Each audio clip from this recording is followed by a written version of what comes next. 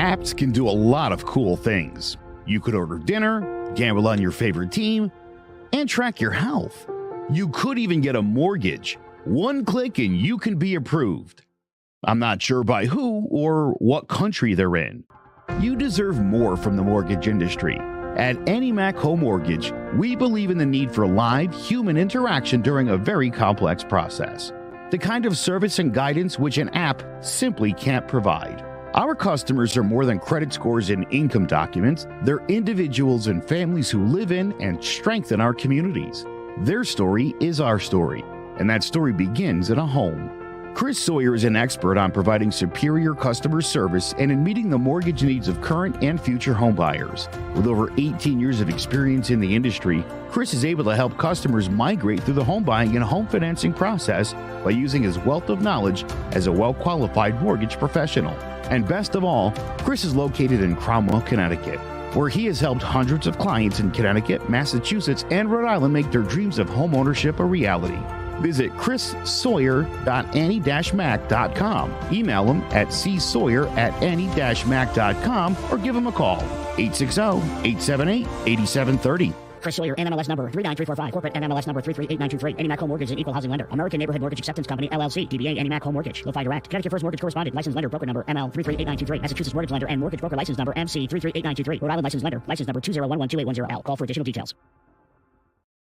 Welcome to Sports Talk with R&J. I'm Steve Risser, along here with Justin D'Onofrio. And last night the Lakers beat the Pelicans. They will play the Nuggets in the first round, but last night they beat the Pelicans 110-106. LeBron James 23-9-9. It was a close game. Lakers were really a close game early. Lakers went up by double digits at the end of the first half. Towards the end of the first half, but then the second half, the Pelicans came back.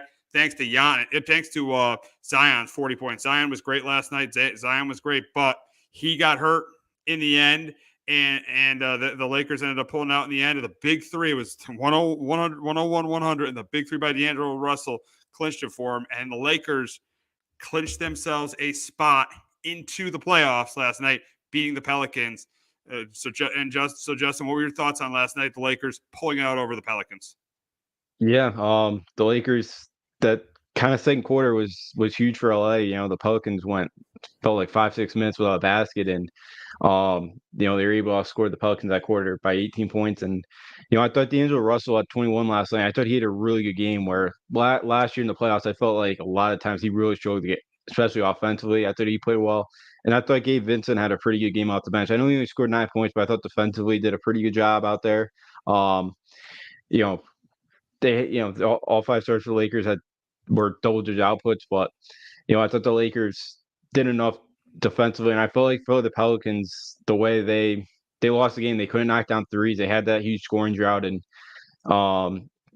when you're struggling from three, like McCollum was last night, you do have a guy off the bench in Jordan Hawkins who has shown you that he can play at this level. It would be maybe smart to try to use him, but for whatever reason, he's gotten glued to the bench the last couple months for whatever reason.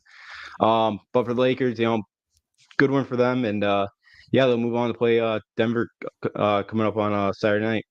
Yeah, you're right about Hawkins. Yeah, it was really LeBron, AD stepping up at the end of that game, making big plays. It sucked for the Pelicans. They didn't have Giannis. They didn't have Zion at the end.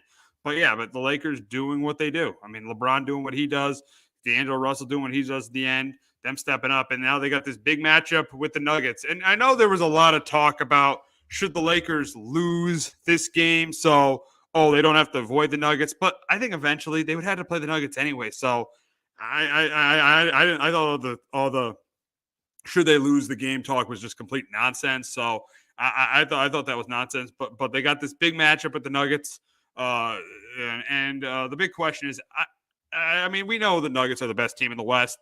But the big question is, can the Lakers, push them to 6 or 7 games? I think they can push them to 6 games. I think, with LeBron and AD, they've been playing really, really well. I think they can push this Nuggets team to 6 games, because last year a lot of those games were close. A lot of those games were close in that series, and I think this Laker team with LeBron, I definitely don't think they're going to win this series, but I think they could push it. I wouldn't be surprised if they push it to 6 or 7 games. Yeah, I think they potentially can push it. Like if Jamal Murray's healthy, the entire series, they could play the entire series. I wouldn't be shocked if the Nuggets win in 5. It was pretty close. He just had such a hard time defending Jokic. He could average triple-double in that series and shot over 55% in it. So, they really showed to defend him. And again, Jokic's best player in the sport right now. And, he's a tough matchup for anybody. The Lakers kept it close. I wouldn't be surprised. Like, again, they need a guy like D'Angelo Russell, Austin Reeves to knock down shots, Rui Hachimura to hit a couple. Like, if guys can step up around LeBron and AD, then yeah, LA, they are improved this year from 3. They don't take a ton of them, but they are improved from last year.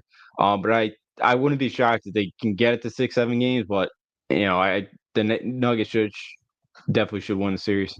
Oh yeah, I mean Nuggets are clearly. I think they're the best team in the NBA. Again, they're definitely the best team in the Western Conference. Yeah, I think it's a competitive series. I think maybe the Lakers. I think that maybe they get 1 or 2 of the home games. I do, but I do think it's going to be. I think if they stretch to 6, I think with the way AD and LeBron are playing, they do stretch the series to 6. But for this series, I'm going to go with the Nuggets in 6. I'm going to go Nuggets in 6. I just think the Nuggets are they're just too good. If you look at right now, Jokic is clearly better than LeBron. AD might be better than Jamal Murray, but outside of that, I mean, Michael Porter is really good. I mean, KCP and Aaron Gordon is solid too. Is your 4th best player. I just think the Nuggets, they're too well coached. They're too good. I think the Nuggets win this series in 6. Yeah, I got the Nuggets as well. I'm going to go in 5 games. I think, the Nuggets, I think their starting 5 is the best starting 5 in the Western Conference. I'm with you. I do think they're the best team overall, in the NBA right now. I just think they're too tough of a matchup for the Lakers. I think the Lakers do still win at home, but I think the Nuggets, Jamal Murray, I think he kind of exposes that perimeter defense that the Lakers have with the guard spots with Vincent and Russell. And I do think the Nuggets kind of cruise in the series and take it in 5 games. Yeah, I think so too. I think the Nuggets. Yeah, I think the Nuggets win this one, and I think the Nuggets do. I don't think they win in 5. I think they win in 6, but I do think the Nuggets win this series and advance on to the next round. But we got to talk about your Kings, and your Kings win last night, 118-94 over the Warriors, led by Keegan Murray, 32. He was hitting threes last night. You had De'Aaron Fox, 24 and 6. Sabonis had 16 points. So pretty much the Kings got contributions from everyone. And for the Warriors, really it was all Steph. He had 22. Klay Thompson had a donut, 0 points. But just a very, very impressive win for your Kings last night. You got to be really, really happy about the way they played last night against the Warriors. Yeah, I went in there last night thinking they had maybe a 5% chance to win that game. Really, 5% for did you see the Warriors this year? The Warriors were not that good at all this year. Really, outside of the Steph Kings Curry. haven't been playing. The Kings have not been playing well the last 2 months of the year. They're worse than the Warriors are a lot worse. I know the Warriors beat the Kings last year, but the Warriors are definitely much worse than they were last year. Yeah, I don't think the Kings are much better than last year either. I didn't think they were much better than they were last year. They're kind of the same, and guys stepped up. Like, the Kings lost 7, they lost 11. They should have been the 60. They blew it, and But yeah, last night Keegan Murray, who a lot of this offseason, he worked on his defense, and offensively at times this year he's kind of struggled, and you could see it. But last night was one of his better games. He had 45. Forget who it was against. Right around Christmas this year. He was outstanding. I thought defensively he played pretty well. I like Keon Ellis played really well, and this is a guy who really didn't play until Monk and Kevin Huerter got hurt. I don't know why this guy was glued to the bench all year, but he just brought energy. He's really, really quick, knocked down a couple really good shots. He played well. And yeah, Fox again played really well. He's been good all year. There's times where he settles for too many threes, but look,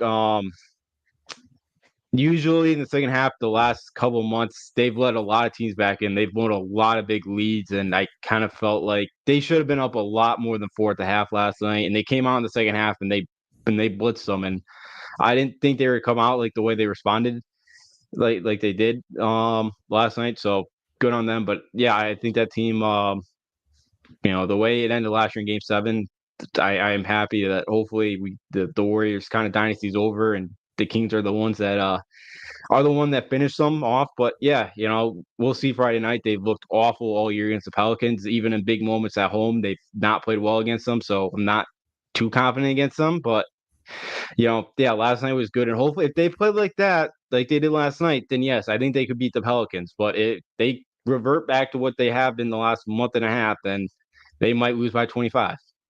Yeah. We'll see what happens there. We'll get to the Kings matchup with the Pelicans, but first we got to talk about the Warriors. We got to talk about Klay Thompson, who's going to be a free agent and scored 0 points last night. The big question is, has he played his last game with the Warriors? I think he has.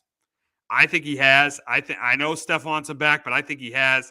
I think the Warriors got to meet. You got to break this thing up. I think the Warriors got to break this thing up. Maybe try to trade Draymond. Maybe we'll see what they do with Curry, but I think it's over. I think it is over for Klay Thompson with the Warriors. Yeah, I think it's over. And I know, Curry probably wants him back. I know Steve Kerr didn't really wanted him to be traded, Klay Thompson, around the All-Star break, but I think you have to because you do have some young, nice pieces on that team like Braden Perzinski, Trey Jackson Davis, Jonathan Kuminga.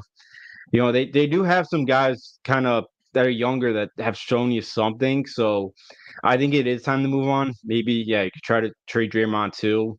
But he's getting a lot of money. You might have to eat a lot of that because I don't know how many teams are out there going to. I think he's owed like 23 a year, something like that. I don't know how many other teams. Yeah, that's would the want thing. to That's the pay thing. Draymond. Yeah. That Draymond contract's a disaster for the way he's playing. Yeah, absolutely. He did not play well last night, and Klay is usually a guy that absolutely owns the Kings. Usually last night, he's bad, but I do think he's probably played his last game in Golden State. I do think it's time to move on. I do think it's time to, with the younger pieces you have, give them some more run here and try to kind of, because I don't think it'd be a total rebuild, but let some of those younger guys kind of get more run here. Again, you can't trade Curry, but I do think it's the end there for Klay Thompson and Golden State. Yeah, it is. I think it has to be. Get the younger players playing, get them more experience, maybe re-sign a Paul George to maybe get back into contention. But it has got to be it for Klay Thompson and Golden State. But we'll circle back to your Kings and their matchup with the Pelicans. And there's a good chance Zion might not play in this game. There's a good chance. You saw Ingram didn't play well. McCollum and Ingram didn't play well against the Lakers. I know the Pelicans are going to be at home, but I think your Kings. I know. You think I'm probably jinxing your Kings, but I know they struggled against the Pelicans this year. But I think your Kings get it done. I think De'Aaron Fox is a big game. I think Sabonis is a big game. I think Murray plays well again. And I think there's a good chance I think Zion doesn't play. That's been the story of Zion's career. Not being able. Here's the two biggest issues of Zion Williamson: not being able to shoot the 3-point shot and not being able to stay on the court. And I don't think he's going to be. I don't think he's going to be there on Friday night. And I think you guys are going to advance, and you guys are going to play the Thunder in the first round. I got the Kings getting the 8th seed in the Western Conference. Yeah, nice. You got more comments? I do. I got New Orleans. Wow. Even if Zion doesn't play. Yeah, because Trey Murphy just had 20 against them the other day. Like the size and athleticism of the Pelicans wing and forward spots, they've destroyed Sacramento. They usually just abuse whoever Harrison Barnes is guarding. They just abuse them. Even though Harrison actually played one of his better games last night, but he has not played 2 good games in a row all year. So I'm not anticipating him to show up Friday night, like he did that entire Golden State series last year. So I just think the Pelicans are a better team. I don't even, even if Zion's not there, they still beat them at one point this year, 133-100. Yeah, maybe if Ingram doesn't play. I know Ingram. It looks like he was on a minute restriction. He played like the final 8 minutes of that game last night. So maybe if the Kings play as well as they did last night, then they got a great chance. I haven't seen them put 2 games in a row like that together in a while, and I just don't anticipate seeing it on Friday night. I just don't. I think it's mostly it's just a lot of I'm just not buying into false hope. So maybe that's why I'm so negative on this team right now. But I think the Pelicans. I think even Zion doesn't play. Trey Murphy goes off like he did a week ago against him. He had 27, and I think Sage McCollum bounces back because he's played really well against the Kings this year. So I get the Pelicans at home. Here's the thing: imagine if Jordan Hawkins actually has a big game against your Kings. Yeah, that would be okay. Well, no, because I want the Kings to trade for him because we need it. We need a Malik Monk replacement next year. So I'd love Jordan Hawkins for that. I think he played one of his better games this year against the Kings. I think he did. He had 13. I think in the what was it? He had 13 and 9 in the in-season tournament against the Kings. So he did play well against us in the one game. James Bognight's career highs against the Kings. Did 28 against Oh, us. wow. So yeah, because the Hornets have been our nemesis. I think we've lost 4, lost 5 to Charlotte. Gotcha. So it shows how bad the Kings have been against them. Yeah, so it should be interesting. Should be a really good game on Friday night between the Kings and Pelicans, and the winner will face the Oklahoma City Thunder on Sunday in the first round of the playoffs. But we got to get to the first round of the Western Conference playoffs, and we are going to start with the Suns and the T-Wolves. We got Kevin Durant against Anthony Edwards, two of the top players in the game. I think this is going to be a fun series. I think it's going to be a fun series. I think it's going to be a really good series. But I'm going to take the team. I'm going to take the team with more talent. You think the Timberwolves are the team with more talent because they're the 3 seed, but that's not the case. The Suns are the 6 seed, but they are the team with more talent. They got a huge win on Sunday to get into this position. And I do think the Suns win the series. I think it's a very competitive series between the two teams. I think the Minnesota's issues are going to show up in the series. I just don't think they're going to be able to score with the Suns. I don't think they're going to be able to score with Durant, Booker, and Beal. You saw Beal having 36 on Sunday against the T-Wolves. I just don't think they're going to be able to keep up with them. I don't think they're going to be able to keep up with them because, I mean, Rudy Gobert is a great defensive player, but he's not a good offensive player. Katz is just kind of coming back. Ant-Man's had a great year. I think he solidified himself as a top 10 player in the league. I mean, if he wins this series, he definitely is, because if he beats Kevin Durant, it'd be his first playoff series win. But I just think the Suns have a little bit more. The Suns have more talent, and I think the Suns pull this out. I got the Suns winning this series in 6 games. But Justin, can Ant-Man knock out KD in the playoffs? No, I'm with you. I got the Suns in the series in 6. The Timberwolves are the best defensive team. I love watching them play because it's the way they defend. But the Suns, you talked about it, they just got too many offensive weapons, and they have weapons that pull Rudy Gobert away from the basket, and he's not a great perimeter defender. And I just think Bradley Beal, KD, Devin Booker, they're so good at the mid-range game, but they're also above average guys from behind the three-point line. And then Grayson Allen's had a pretty good year as well. And he can shoot the basketball too. So I just think the Suns have too much offensive talent for the Timberwolves to be able to keep up in this series. Be awesome to see the Timberwolves finally get a series win, but I just think this is just a bad matchup for him. And you mentioned it too, Karl-Anthony Towns missed the last 18 games. You're probably going to have a rust factor there with him. And can he go right off the bat playing 30, 35 minutes, 40 minutes? Is he on a minute restriction coming back? So I just think it's too tall of a task. And I think the Suns just have a little bit more talent. And when this team's right and healthy, when they got the big 3 of Beal, KD, and Booker healthy, they're a really tough team to stop and beat. They're not great defensively. But I just think the Suns got too much talent for Minnesota in this one. You talk about all the talent the Suns have. Durant's under a ton of pressure. Durant's under a ton of pressure to do something here, because the Suns, they went out and traded for him. They went out and traded for Bradley Beal. Durant's under a ton of pressure. I think, yeah, and I know Edwards is under pressure too, because he hasn't won a playoff series, but still, there's a lot of pressure on Durant. I just think with all the pressure on him, I think he responds. I think he gets it done. Yeah, I'm with you there. Yeah, this is a huge year for KD, and with that roster that they built with Beal and Booker, they got to get one done. KD needs to get another ring with another team to really, to really get that kind of all the pressure off of him, and that he's got to kind of be the guy to win it for him to be the guy to win his team a championship. He really needs that, and again, that Nets one a couple years ago was a tough one in Game 7, this is big because he got out of Brooklyn and he went down there to Phoenix, and last year I know with the injuries they just didn't have the depth last year, and this year they added another guy like Bradley Beal. So yeah, it's definitely a huge year for Kevin Durant to really it's going to be tough, and the West Conference is loaded, but he's got to make a run with the team. Oh, absolutely. I mean, his legacy right now is he hasn't won a ring without Steph Curry. I know he was the MVP of both those finals in 2017 and 2018, but he's not won a ring without Steph Curry. So that's his legacy. That's why it's huge for him to make a run this year in the postseason. I know that it's going to be a tough matchup. If they beat the T-Wolves, it's probably going to be a tough matchup with the Nuggets, but this is definitely a postseason that Durant has got to come up big for the Suns. But we will talk about the 4-5 matchup in the Western Conference, and that's between the Mavs and the Clippers. And the Clippers when Kawhi, and now we don't know if Kawhi is going to be healthy. He's been banged up for the Clippers, but the Clippers have kind of been the kryptonite to the Mavs in the postseason.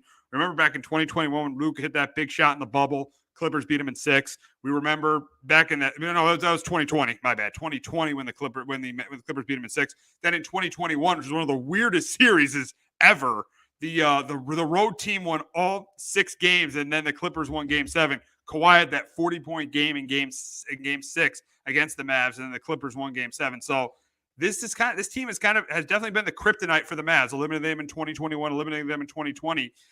But I think this year though the Mavs get over the hump because of how great Luke is.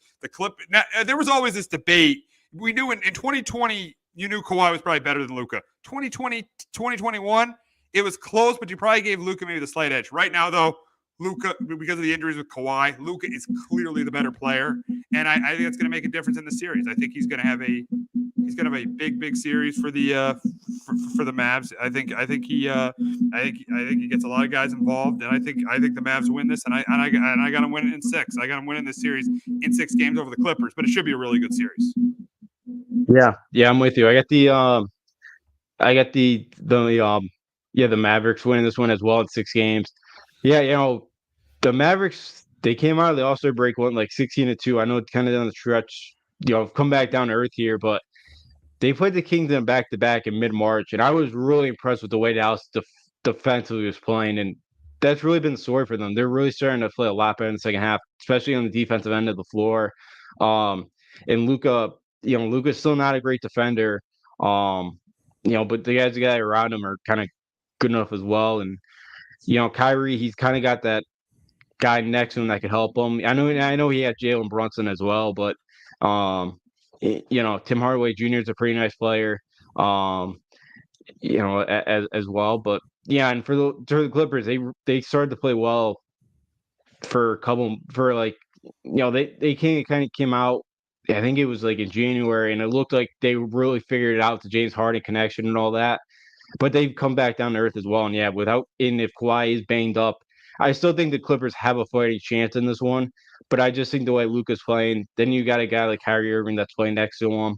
And I think if Luka can get a switch and he can either get James Harden or Zubac to guard him, I just think Luka's gonna eat one of those two up, and I think he'll go off. So I do think the Mavericks finally get over the hump and do knock out the Clippers in the series. Yeah, I agree. I think the Mavericks win, and yeah. As much as you want to hate Kyrie Irving, and yes, he cannot be a number 1 if you want to win a championship. He is a great number 2. He is as much as I can't stand Kyrie. He is a great number 2, and I think he's going to help Luke. I think Luke will have a big series, but I think he's going to have a big series as well, and that's why I think the Mavs advance on to the second round. And let me tell you, I wouldn't be surprised if we're seeing the Mavs playing the conference finals against the Nuggets. Yeah, no, is this the 5-4? This is the 4-5. They would play the Nuggets right in the semis. They'd have to play the Nuggets. The Nuggets are the 2. The Thunder are the 1. I thought the Nuggets were the 1. Oh yeah, they're the 2. Yeah, my bad. I forgot about that. Yeah. Gotcha. That wouldn't. Yeah, you always think the Nuggets in your head because they've been clearly the best team in the Western Conference are the number 2 or the number 1 seed. But yes, the Thunder did get the 1 seed. I mean, I don't know. I don't think it's going to matter at the end of the day. But yeah, so there definitely is a chance that the Mavericks could face the Nuggets in the conference finals with the way Luke has been playing this year. Yeah, I forgot. The Nuggets are the 2. Yeah, that's my bad on my part there. But yeah, I wouldn't be surprised either. The way Luka's playing, when I saw them play the Kings there about a month ago, I was really impressed with the way he played, with the way Kyrie, he's been drama free this year. He has not. As far as I know, I haven't really heard his name much in the news bringing up drama. So yeah, if he can stay on the floor like he has been most of the season, then yeah, that Mavericks seems dangerous, especially the way they've started to really defend. And Jason Kidd's not a great coach, but I think he's done a pretty nice job with this roster. I think he's gotten better as head coach, and yeah, this is a team that could be very dangerous. And I would not be shocked to see them play Denver in the Western Conference Finals. Not at all. Should be a really good series between the Mavs and the Clippers. But we are going to head to the Eastern Conference. We got a big one tonight. We got the first playing game between the Heat and the Sixers. The 8-seeded Heat, the defending Eastern Conference champs, take on the Sixers with Joel Embiid back. And I think this is going to be a really close competitive game between these two teams. Playoff Jimmy's going to be ready to go. Bam's going to have a pretty good game. But I just think Embiid, I know he's not fully 100%, but the Sixers have not lost since he's came back. And I think that's going to happen because I think him and Maxey have big games. And I got the Sixers heading to the Garden on Saturday night to face the Knicks. I think the Sixers win. But Justin, can the Heat continue their playoff success? No, I'm with you. I think the Sixers get them. There's something all about this Heat team. It doesn't seem like they've totally gelled this year. I know the Heat in the playoffs could really turn it on, but I don't think this is the year that they can do it.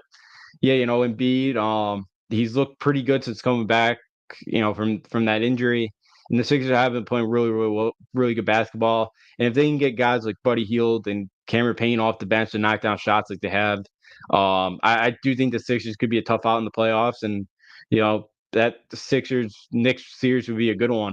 There's just something about the Heat team this year that I wouldn't, I wouldn't be surprised the Heat go on a run, but I just don't think this is a year for it. And I do think the Sixers do knock them off tonight and move on and go to New York for Saturday. Yeah, and the big question is for the Knicks, who would the Knicks rather play in the first round, the Heat or the Sixers? And I'm going to go with the Sixers. I'm going to go with the Sixers because the Sixers in the playoffs, Embiid in the playoffs has just not been good. Embiid is just not Embiid in the playoffs is not what he is in the regular season, and he's not 100%. As a Knicks fan, I don't want to see the Heat. I don't want to see the Heat again. The Heat knocked them out last year. I mean, they have Tyler Hero this year. I know they haven't gelled as well, but they got Tyler Hero this year. They got Butler and they got Bam. Rozier's out, and they could have Rozier too. So I just don't want to see the Heat. I'm gonna go with the Sixers because you've seen the history of Joel Embiid in the playoffs. 2018, getting swept. Even when they had Jimmy Butler, even when Embiid had playoff Jimmy on his team, he loses in 5 to the Raptors on Kawhi's buzzer beater. 2020, they get swept to the Celtics again. 2021, they lose to the Atlanta Hawks and don't get to the conference finals.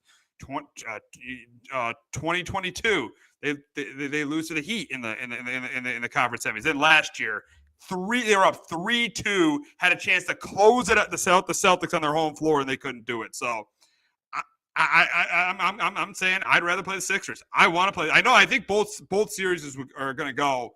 I think 6 or 7 games. Like either team would go 6 or 7. But as a Knicks fan, I want to play the Sixers.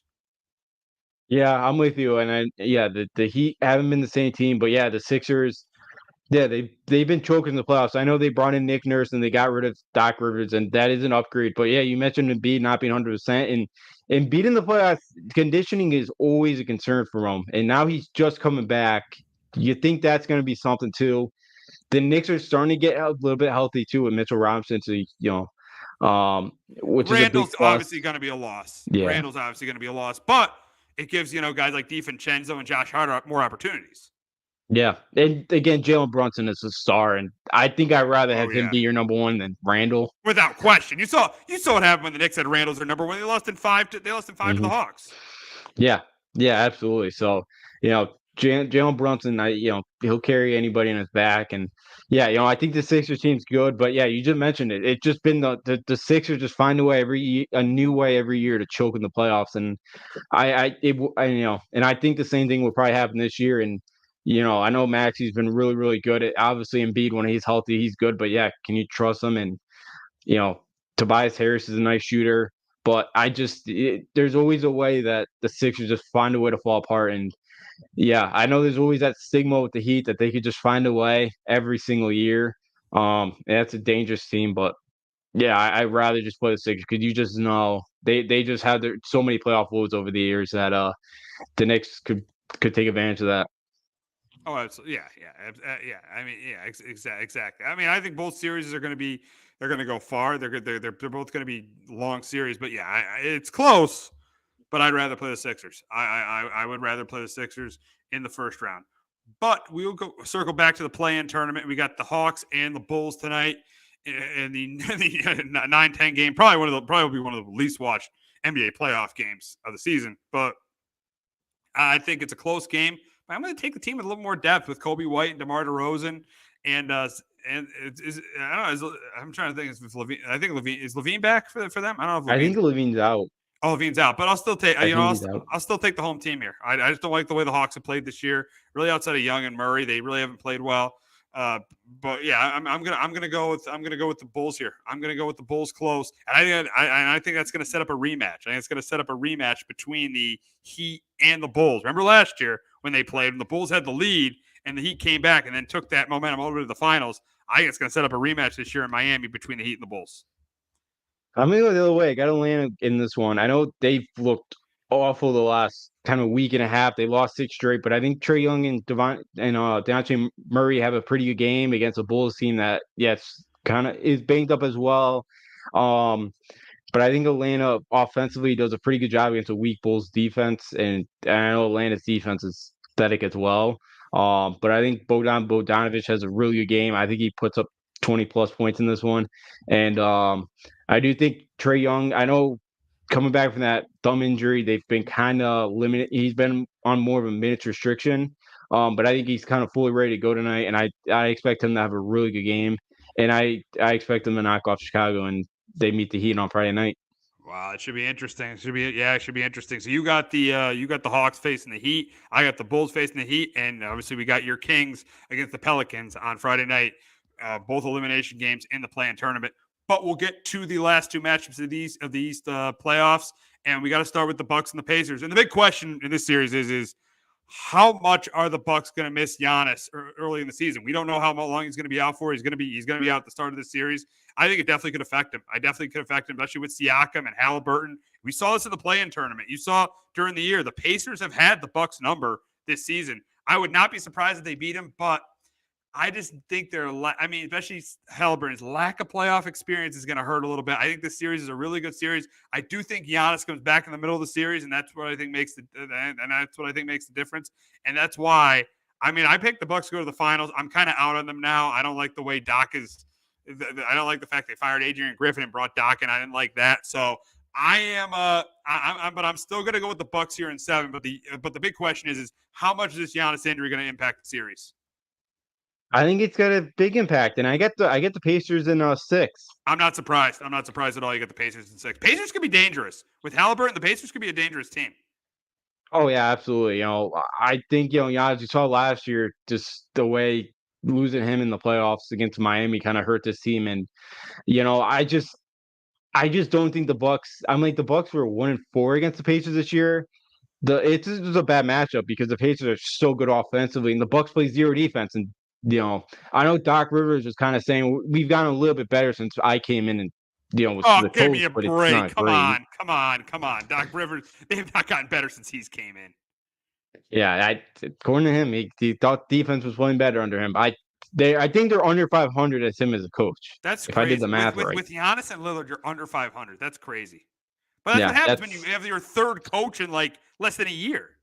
Yeah, it does not help, but it has not helped that team. And again, I just think in this series, I think Halliburton, he's just he hasn't had a lot of plays with success, but I don't think that bothers him. I just think he's the type of guy that when that moment comes, he's gonna shine. And I think now that kind of the full American, NBA audiences be able to kind of watch him a lot of national TV games.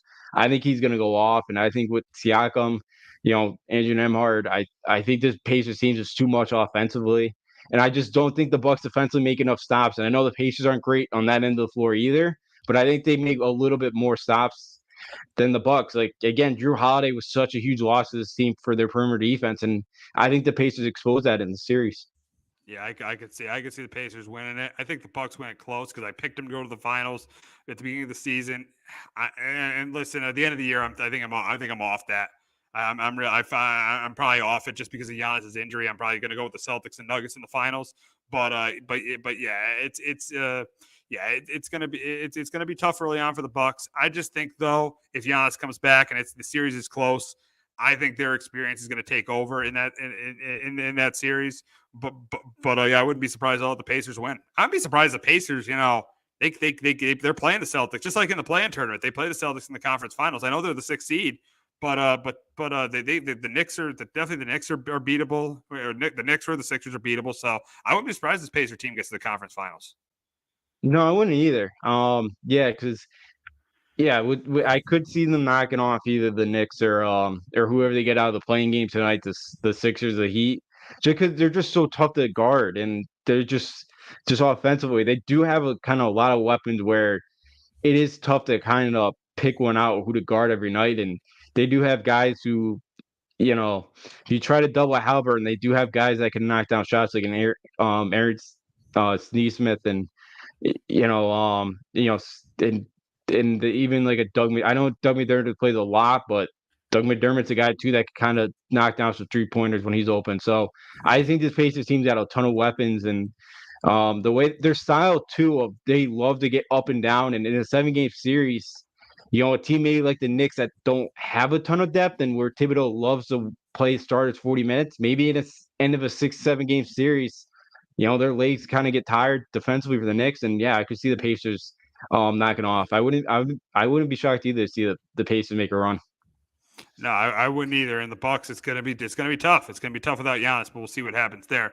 But we'll wrap up talking about the Magic and the Cavs. Let me tell you one thing: if the Celtics are actually going to have a tougher, they're going to have a tougher first round series than a second round series, because I don't think either of these teams are getting past the second round. I don't even care if one of these teams. I wouldn't care if like Miami upsets Boston somehow and plays one of these two teams. I think Miami's beating them. I don't like either of these teams going. Outside of this series, but I think that the Cavs experience will be what takes over here, especially Donovan Mitchell. I know Donovan Mitchell's not that good in the playoffs. He has struggled in the postseason.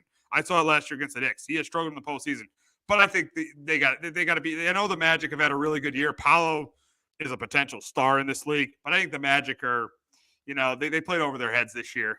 They really did, and I think pretty much everything from here on out is gravy for them. So they are going in the right direction with Paolo and Wagner. They definitely are, but I think this year, I think Donovan Mitchell is going to be too much. I am going to give the Magic a couple games because if Mitchell struggles in the playoffs, I am going to give the Magic a couple games, but I do think ultimately the Cavs win this series and they win it in 6 games. I got the Cavs in 6, and but I think it's going to be a pretty easy series for the Celtics if they can get past Miami or Philly in the first round. I'm going to go opposite of you again. I got the Orlando Magic. Oh, you like the Magic? Wow. Yeah, I don't trust this Cavs team. You just don't trust the Cavs? That, and I think Orlando, they have the same blueprint as the Knicks did last year when the Cavs got lost in 5 games. I think because of the way they play defense. The Magic are 5th in the NBA in steals. They're 8th in deflection, 2nd in opponent turnover percentage, and 2nd in points scored off turnovers, and second in allowed points per possession. Like, I just think it's very similar to the Knicks last year, and I think Orlando's got that recipe, and I think they got enough offensive talent. Jalen Suggs is a really good defender. Gary Harris, a guy who can knock down shots. Cole Anthony can knock down some perimeter jumpers. Wagner's really good. Paolo Banchero's, he's been awesome since coming in the league. And right now with the Cavs, like Garland's like a game time decision. LeVert, like the Cavs got some guys who are game time decisions right now, which worries me a little bit.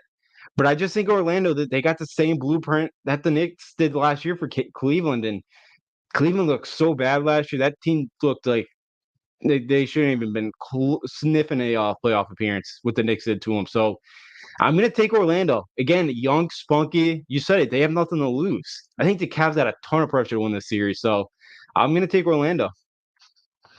Oh yeah, should be a good series. Should be a really good series for both teams, and it should be a good series. But I just think the Cavs have too much experience. I know you like Orlando, but the Cavs, I just think the Cavs have too much experience.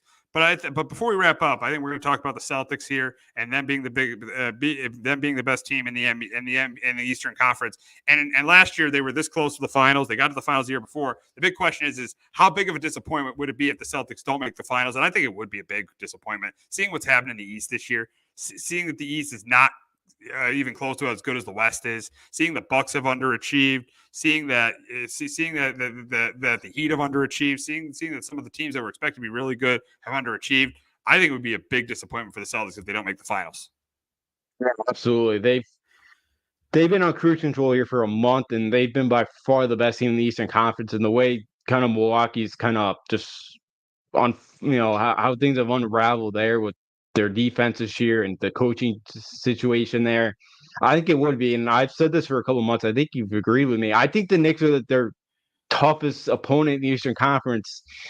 And no disrespect to the Knicks, but like I think the Knicks are a really good team. I don't think they're on the level of Boston, and I think the Celtics should take care of business against the Knicks, but and I know the Knicks have beaten a couple times.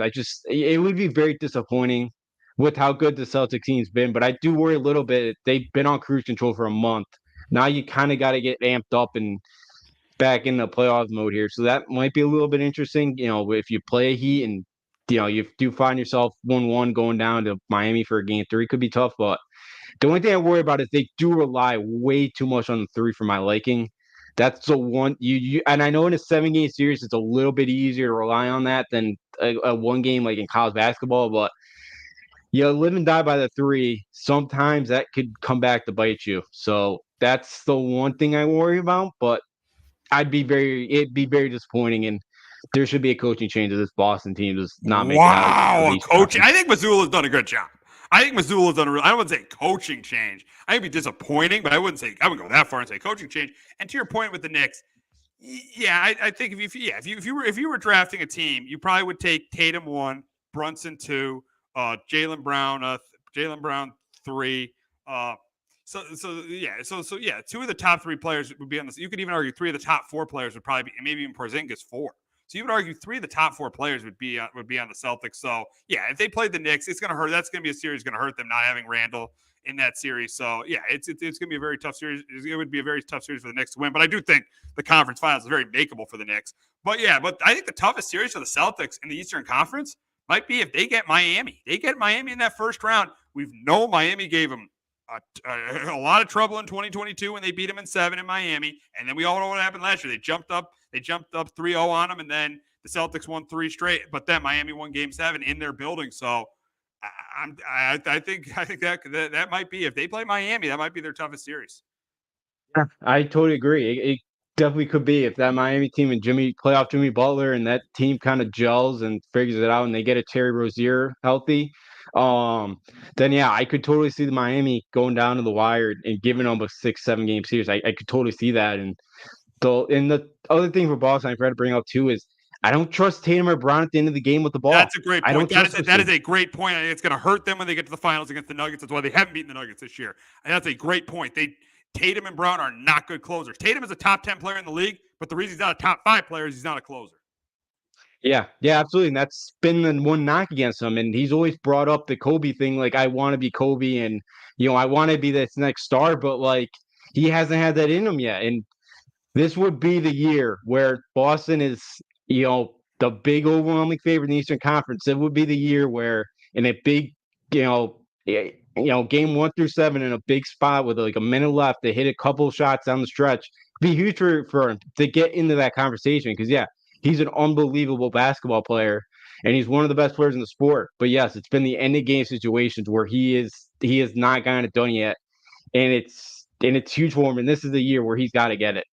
Oh, he had, especially the Eastern Conference. He's got to get to the finals. If he's not in the NBA Finals, I don't want to hear from any Celtic fan. He's a top 5 player. I don't want to hear from any Celtic fan he's a top 5 player. He can't get to the final. All right, they lose to Denver. Denver's a great team.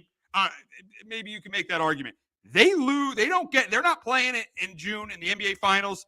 I don't want to hear anything about Tatum being a top 5 player. This is he might have outside of I think he has the most pressure of anyone in the postseason this year to win a championship, even more than Durant, because Durant has won 2 rings. So I think he might have more pressure than anyone to win it. And I think we talked about this in the offseason. Who has the most pressure to win a championship? I think it's Jason Tatum.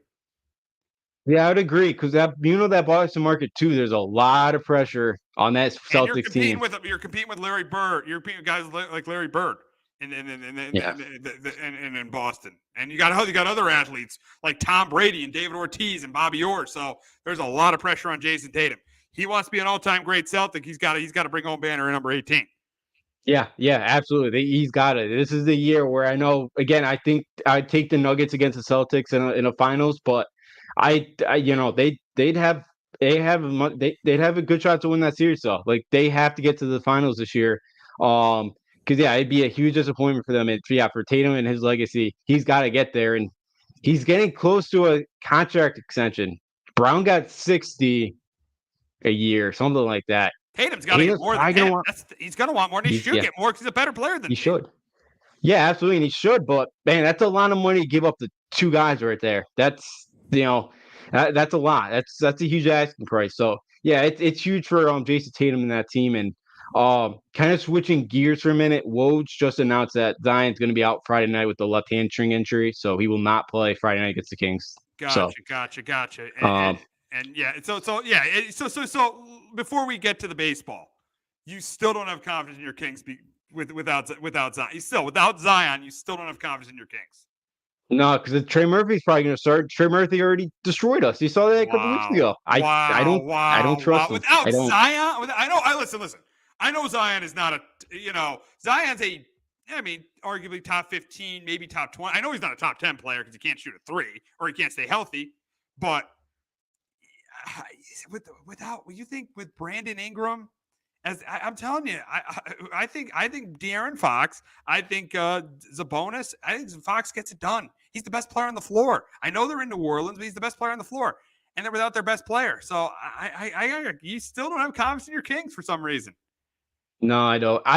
The one thing that worries me about Sabonis' game is Jonas Valanciunas. I can never say his name. Valanciunas. He's very physical. Sabonis is not like the physicality like that at times. He'll complain a lot. That also worries me if he lies down in this game. And there's times he's not very aggressive with the basketball. In moments where he needs to be in the fourth quarter, where he just passes the basketball when he should be going up for a shot. But that also worries me. Yeah,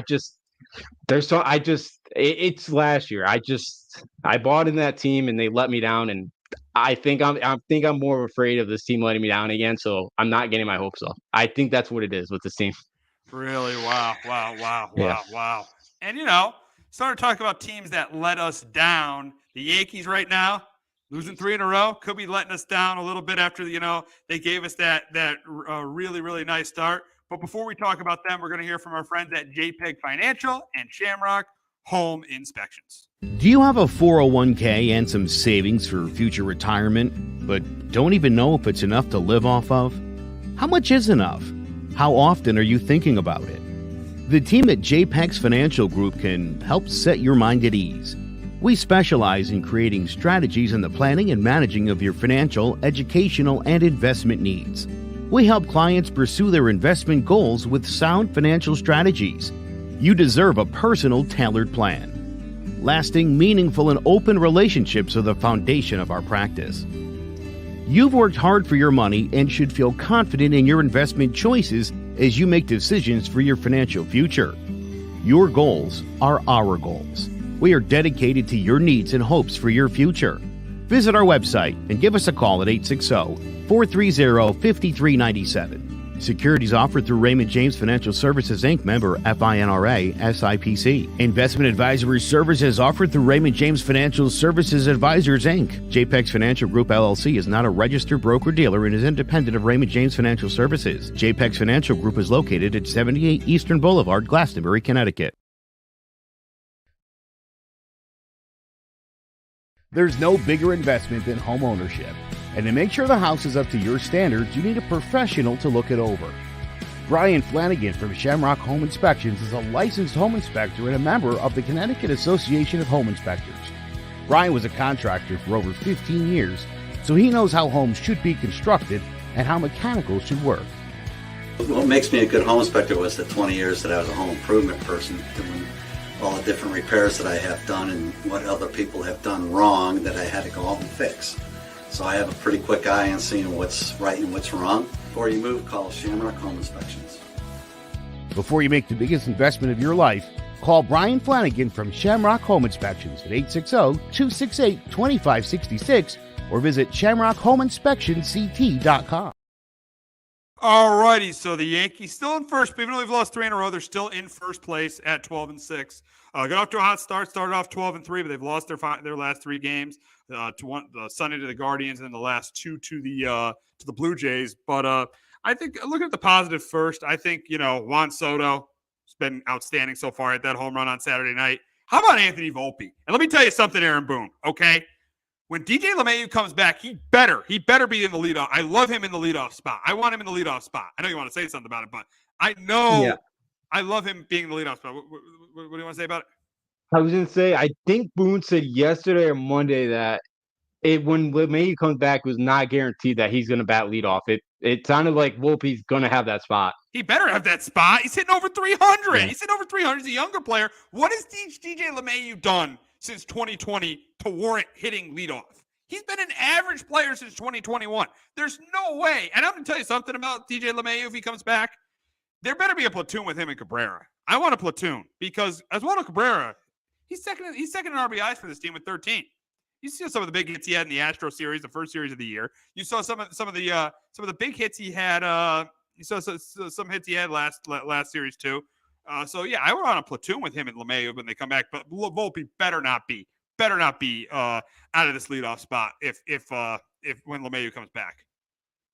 Yeah, I absolutely agree. I agree. He's been really good. I know last night he had a rough night, but I think he took the golden sombrero last night, but the 4 strikeouts. But yeah, it's one game. Yeah, it's one game. I know, but yeah, he's been awesome. I love his approach this year. And again, you've seen it with the stolen base too. You know, he's a guy that could steal a couple of bases for you as well. And you know, when you got a guy like Soto behind you, and Judge, I know has been struggling, but we'll probably get to him. And with the guys you got behind him, if Volpe can get a single, steal a base or two, and he's on third base with maybe one out, again, it puts a lot of pressure right on the pitcher right in that first inning. So yeah, the offense is kind of starting to cool down a bit. But yeah, Volpe's been awesome. He's had a great second year, and his approach has been a lot better. Huge hit on Sunday. Yeah. I mean, unfortunately, the bullpen gave that one up, but huge hit on Sunday to tie that game.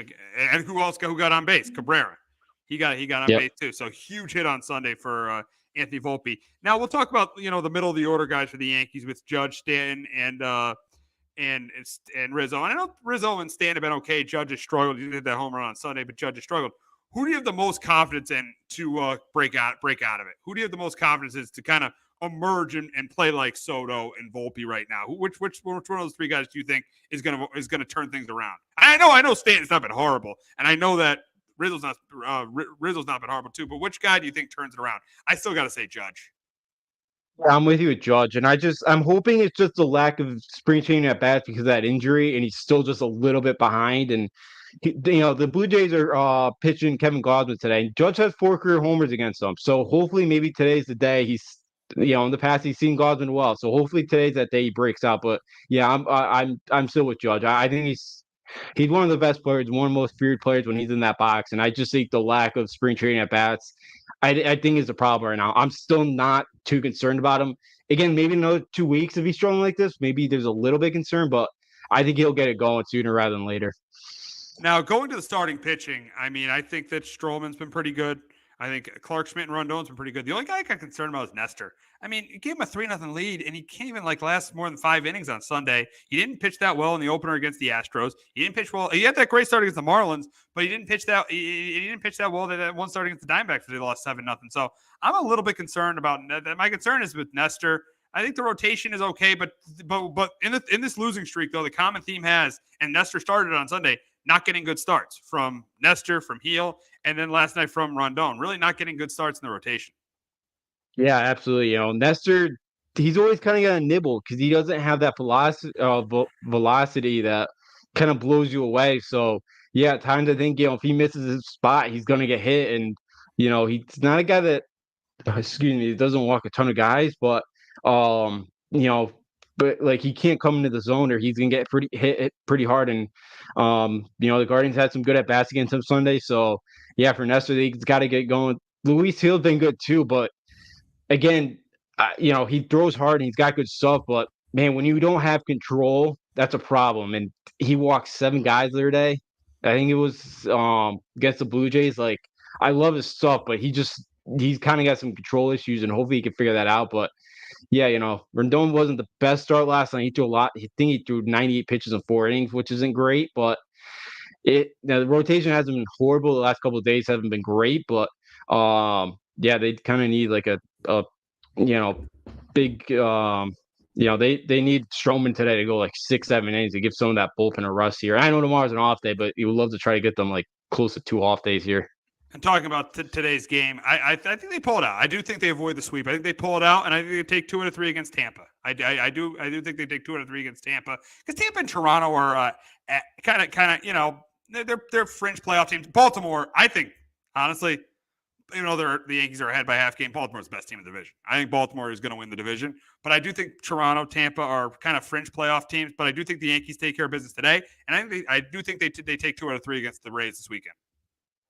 Yeah, I'm with you. I think they do get today. They rocked up Gausman the first meeting on the 6th of April, and Gausman's really had a tough start this year. I know he's a pretty good pitcher, and probably figure it out at some point. But I do think the Yankees get out of it today with a win, and I think they do end the road trip with a victory. And yeah, I think they should take 2 out of 3 from Tampa. The Rays survived last night. They put a wild one against the Angels, 13-14 in the game, but the Yankees should take 2 out of 3 at home. Last year, they started to play better against Tampa Bay. Yeah, it's an average Rays team. I don't think they're anything special this year. There's so many pitching injuries already. So, yeah, I expect the Yankees to win 2 out of 3 this weekend at home. Yeah, I would agree with that. And now we'll wrap up talking about the Red Sox. Red Sox kind of coming down to earth, 9-9, last place in the division. And let me tell you, they can't get Devers going. This team's going no. This team's going to be really bad if Devers can't get going. Pitching has been good so far. One issue with this team has been the bullpen giving up leads, especially in these home games. Gave up a couple leads to Baltimore. They gave up a lead, I think, last night to Cleveland. I mean, they've been giving up leads in the bullpen. This offense has been very, very hit or miss. I mean, I think O'Neill got off to the hot start. Cassis has been pretty good, but outside of that, and Duran's been played well, but really outside of this offense, been hit or miss. This just isn't a good team. I think this is going to be. I don't think this pitching. It might be better than we think it was going to be, but I don't think it's going to hold up. I think this is a team, and as I said. Can the Red Sox stay in until the trade deadline? I think with the way they've been playing recently, I know they started 7-3, but with them losing, 6 of their last, I think it's 6 of their last 8 games, 6 of their last 8. Yeah, I just don't see this team really staying in it. I really don't. They really need to pick it up. This team really needs to start picking it up offensively. The bullpen's got to be better. I like the rotation. Rotation's been good, but this is not a rotation that's going to carry you all year. Lineup's got to start picking it up. Yeah, absolutely. Devers off to a rough start. He had the shoulder injury right at the start, missed this weekend because he re-aggravated, and then he left the game last night with left knee discomfort. I think they're going to do some stuff this afternoon, so I haven't seen anything yet on him. But yeah, if he can't get going, which he really hasn't yet, and Jansen last night got a blown save. He hasn't been great this year either. The velocity's at 95, 96, but something's just kind of been a tick off with him this year. But yeah, O'Neill got the hot start. Then him and Devers collided on Monday. Yeah, Patriots. Did you work that game on Patriots Day? I did not. No, I wish. That was a 2-hour game. That was a quick I know. That's what you want. You want these quick baseball games. Yeah. We will love it. I had Sundays, which was like 4 hours or 3.5. That was a long one. But for the Sox, Whitlock, it sounded like just precautionary. He left the other day with the oblique because he's looked good, but.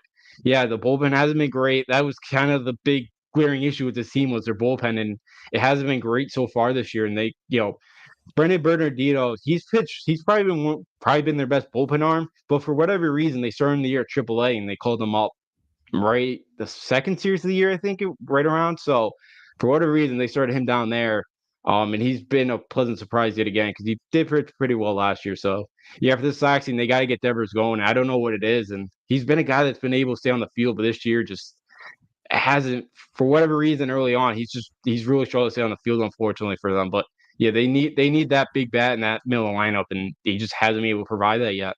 Yeah, if he's not on this year, this team is going nowhere. But that is going to wrap it up on Sports Talk with R&J. For Justin D'Onofrio, I'm Steve Risser. We will be back next week doing our annual. We're always doing a mock draft. We'll be doing our annual mock draft and talking more about the NBA playoffs and the Rangers and Bruins in the NHL playoffs. Have a great weekend, everybody. Hello, my name is Joe Aguirre. I'm the president of Clovercrest Media Group. And here at CMG, we have a wide variety of podcasts, including sports shows like Keys to the City, The Roll Call, Throwing Jabs, All Four Downs, and Jawing About the G-Men. And great true crime shows like Sticky Meat, Crimes and Consequences, Ivy League murders, and Bird, the unsolved murder of David Eichmann. You can find all these podcasts and so much more by visiting clovercrestmedia.com.